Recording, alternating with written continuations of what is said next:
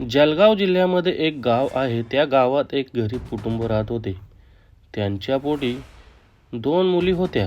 मोठ्या मुलीचे लग्न झाले होते आणि लहान मुलगी प्रियासाठी स्थल पाहणी सुरू होती. भुसावळ येथील एका गावातील स्थल प्रियासाठी चालून आले. प्रिया ही दिसायला सुंदर होती. त्यामुळे तिला मुलगा जितेंद्र याने पाहता क्षणी पसंत केले. काही दिवसातच जितेंद्र हा सकाळी उठला की मिस्त्रीच्या हाताखाली कामाला जायचा. त्यामुळे प्रिया ही घरी एकटीच असायची. दुपारपर्यंत ती घरातील कामे करायची आणि नंतर आराम करायची. पण काही दिवस झाल्यानंतर जितेंद्र याने प्रियाला तुझ्यासाठी बांधकामाच्या ठिकाणी काम पाहू का याची बायकोकडे विचारणा केली. त्यावेळी प्रियाने देखील होकार दिला. काही दिवसातच जितेंद्र याने प्रियाला काम पाहिले. काम पाहिल्यानंतर दोघेही कामाला जाऊ लागले. भुसावळ शहरात दोघेही घर करून राहत होते. त्यामुळे जास्तीत जास्त काम हे भुसावळ येथीलच असायचे. प्रिया आणि जितेंद्र यांचा संसार भरू लागला होता. याच दरम्यान जितेंद्र याला एक मुलगा झाला. त्यामुळे प्रिया ही आता काम करत नव्हती. जवळपास 3 ते 4 महिने प्रिया ही माहेरी राहिली. त्यानंतर सासरी आली तेव्हा जितेंद्र याने मी एक काम करतो, तू मुलांचा सांभाळ कर असे सांगितले. त्यामुळे प्रियाने काम बंद केले आणि ती आता घरी एकटी राहू लागली. मुलगा लहान होता त्यामुळे दिवसभर त्याचे काम चालायचे. जितेंद्र याला मात्र एकट्याला काम करायला नको वाटू लागले. त्याला सारखी मुलाची आठवण येऊ लागली. त्यामुळे त्याने बायको प्रियाला एक मोबाईल घेऊन दिला. जितेंद्र कामाला गेला की बायको ती प्रियाला फोन लावून बोलायचा. प्रियाच्या हातात मोबाईल आला होता त्यामुळे प्रियाने मोबाईलमध्ये इंस्टाग्राम, फेसबुक सुरू केले. प्रियाचे शिक्षण हे 11वी पर्यंत झाले होते. त्यामुळे तिला मोबाईल सर्व काही कळत होते. त्यानुसार ती त्याचा वापर करू लागली. काही कालावधी निघून गेला. प्रियाचा मुलगा मोठा होऊ लागला. याच दरम्यान प्रियाला इंस्टाग्रामच्या माध्यमातून सचिन नावाच्या तरुणाशी ओळख झाली. प्रियाने सचिनला सर्व काही विचारपूस केली तेव्हा तो येथे राहत असल्याचे समजले. त्यामुळे प्रिया ही आनंदी झाली होती, कारण की तिला आता सोशल मीडियावर गप्पा मारण्यासाठी तरुण भेटला होता. जितेंद्र हा कामावर गेला की प्रिया ही सचिन बरोबर बोलायला सुरुवात करायची. घरात फक्त मुलगा होता त्यामुळे तिला काहीच बंधन नव्हते. त्यामुळे सचिन आणि प्रियाची घट्ट मैत्री झाली. दोघेही मोबाईलवर संपर्कात आले होते. इकडे जितेंद्र हा जेव्हा प्रियाला फोन लावेल त्यावेळी ती बिझी येऊ लागली. घरी आल्यावर जितेंद्र प्रियाला विचारायचा, तुझा फोन बिझी का असतो? पर प्रिया म्हणायची, मी गावाकडे आईसोबत बोलते. ती असं बोलून वेळ मारून नेत होती. जितेंद्र याला काहीच कळत नव्हते त्यामुळे तो समजून घ्यायचा. इकडे मात्र प्रिया आणि सचिन यांनी दोघांच्या जवळ यायचा प्लॅन सुरू केला होता. एक दिवस प्रियाने सचिन याला राहत असलेला पत्ता पाठवला. त्यानुसार सचिन घरी आला. त्यावेळी त्याने प्रियाच्या घरात प्रवेश केला.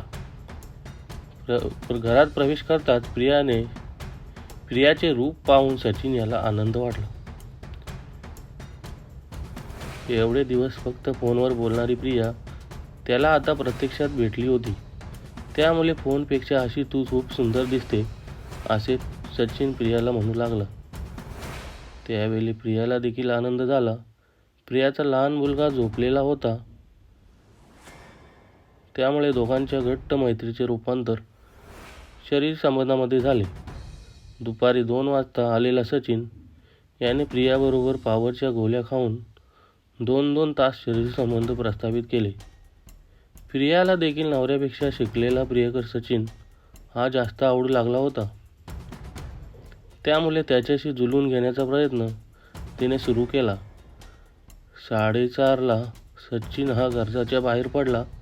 संध्याकाळी जितेंद्र घरी आला आणि जेवण करून झोपी गेला. घरात जे काही झाले होते ते फक्त प्रियाला माहीत होते. त्यानंतर प्रियाने सचिनबरोबर जास्त संपर्क वाढवला. सचिन याला देखील मागेल तेव्हा शरीर सुख मिळू लागले. त्यामुळे तो देखील आनंदात होता.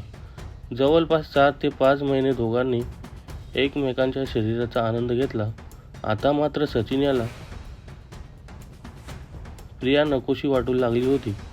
कारण की सचिनला लग्नासाठी आता घरच्या माणसांनी सुंदर मुलीचे स्थळ आणले होते.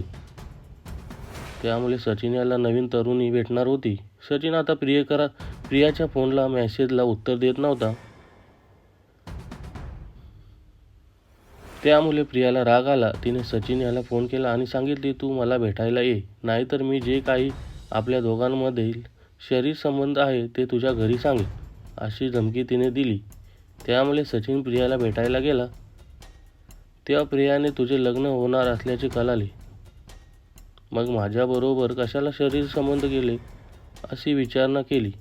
त्यामुळे सचिन याने तिच्या बोलण्याकडे दुर्लक्षच केले. कारण सचिन याने मुलगी पसंत केली होती आणि काही दिवसात साखरपुडा होणार होता.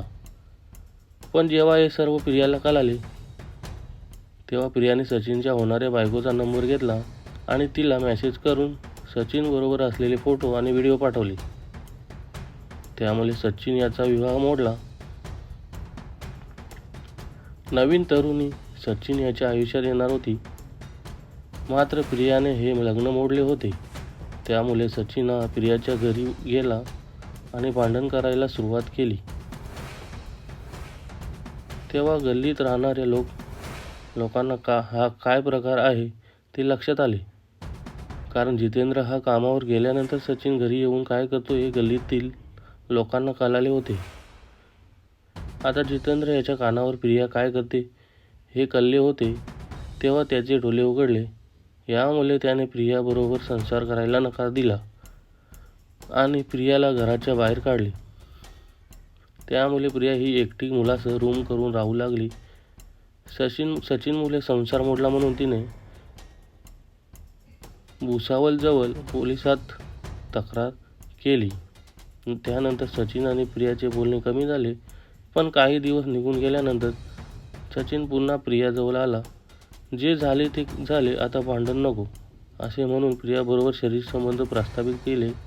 रूम करून राहणाऱ्या प्रियाला आता कोणाचीही अडचण नव्हती. एक दिवस सचिन हा घरी आला तेव्हा त्याला प्रियाच्या मोबाईलमध्ये गणेश नावाच्या तरुणाबरोबर प्रिया बोलत असल्याचे लक्षात आले. सचिन आणि प्रिया यांच्या दोघांमध्ये जेव्हा भांडण झाले तेव्हा प्रियाने गणेश नावाच्या तरुणासोबत शरीर संबंध करायला सुरुवात केली. नवऱ्याला सोडले. सचिन बरोबर भांडण झाले म्हणून त्याला पण सोडले आणि गणेश याला आता तिने जवळ केले. असे सर्व मिळून प्रियाने जवळपास 3 तरुणांबरोबर शरीर संबंध प्रस्थापित केले होते. सचिन याला प्रिया म्हणायची, माझे काही चालू नाही. पण एक दिवस सचिन याने रात्री प्रियाचा अंदाज घेतला. त्यावेळी प्रिया साडी नेसून संध्याकाळच्या सुमारास बाहेर पडली होती. त्यावेळी सचिन याने पाठलाग केला तेव्हा गणेश हा समोरून येत असल्याचे त्याला दिसले. प्रिया गणेश याच्याजवळ जाताच सचिन याने प्रियाचा हात धरून तिला ओढले.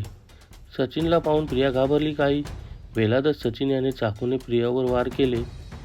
तेव्हा गणेश मध्ये धावला. त्यावेळी सचिन याने तू मध्ये येऊ नको अन्यथा तुलाही मारेल असे म्हणताच गणेश मागे अडकला. सचिन याच्या डोक्यात प्रियाविषयी प्रचंड राग निर्माण झाला होता. त्यामुळे त्याने प्रियाच्या पोटात देखील चाकू मारला. ज्या वेदनेने प्रिया ओरडत होती ती वेदना आजूबाजूला राहत असलेल्या लोकांच्या कानावर पडली. त्यावेळी लोक धावत आले. सचिन त्या ठिकाणाहून पळून गेला. प्रियाला लोकांनी रुग्णालयात दाखल केले. मात्र डॉक्टरांनी तिला मयत घोषित केले. ज्या पद्धतीने प्रियाने सर्व साखळी तयार केली होती ती साखळीच पूर्णपणे तुटली होती. प्रियाने केलेल्या कारनाम्याची शिक्षा तिला मिळाली. पण सचिन विनाकारण या प्रकरणात अडकला आणि त्याच्या आयुष्याची राख रांगोळी झाली. अशाच नवनवीन क्राईम स्टोरी ऐकण्यासाठी सचिन पोपे क्राईम टॉक्स या मराठी चॅनलला सबस्क्राईब करा आणि आपल्या प्रतिक्रिया कमेंट बॉक्समध्ये कळवा. धन्यवाद मित्रांनो.